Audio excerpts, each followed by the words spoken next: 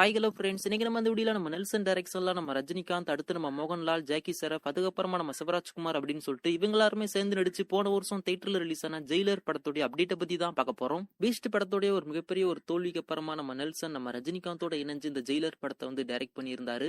யாருக்குமே இந்த படத்து மேல பெருசா எந்த ஒரு நம்பிக்கையும் இல்ல. இந்த படத்தையுமே நம்ம நெல்சன் கண்டிப்பா ஃபிளாப் ஆக்கிடுவாரு அப்படின்ற மாதிரி தான் நினைச்சுக்கிட்டு இருந்தாங்க. ஆனா நம்ம நெல்சன் அப்படிலாம் இல்லாம ஒரு தாறுமாறான ஒரு கம்பாக்க இந்த ஒரு ஜெயிலர் படம் மூலியமா கொடுத்திருந்தாரு.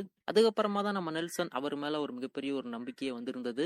ஏன்னா குலமாவு கோயிலா படம் மூலியமா டைரக்டரா அறிமுகமாகி அவருடைய ஃபர்ஸ்ட் படமே ஒரு மிகப்பெரிய ஒரு வெற்றி படமா அமைஞ்சிருந்தது.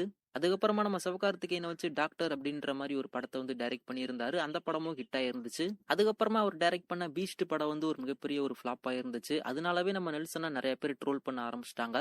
அந்த ஒரு நிலைமையில இந்த ஜெயிலர் படத்தை சக்சஸ்ஃபுல்லா டைரக்ட் பண்ணி எல்லாருக்குமே ஒரு பதிலடி கொடுத்திருந்தாரு. அதுலயே முக்கியமா நம்ம அனிருத் அவருடைய பேக்ரவுண்ட் ஸ்கோருமே அந்த ஜெயிலர் படத்துக்கு ஒரு மிகப்பெரிய ஒரு பேக் போனா அமைஞ்சிருந்தது.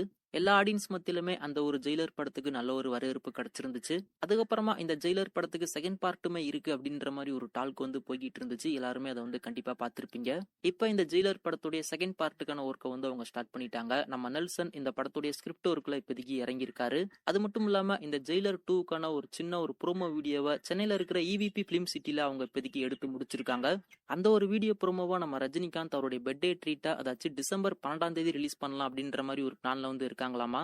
இந்த படத்தையுமே நம்ம சன் பிக்சர்ஸ் அவங்க தான் ப்ரொடியூஸ் பண்றாங்க. நம்ம அனிருத் அவர் தான் இந்த ஜெயிலர் 2க்குமே மியூசிக் கம்போஸ் பண்ண போறாரு.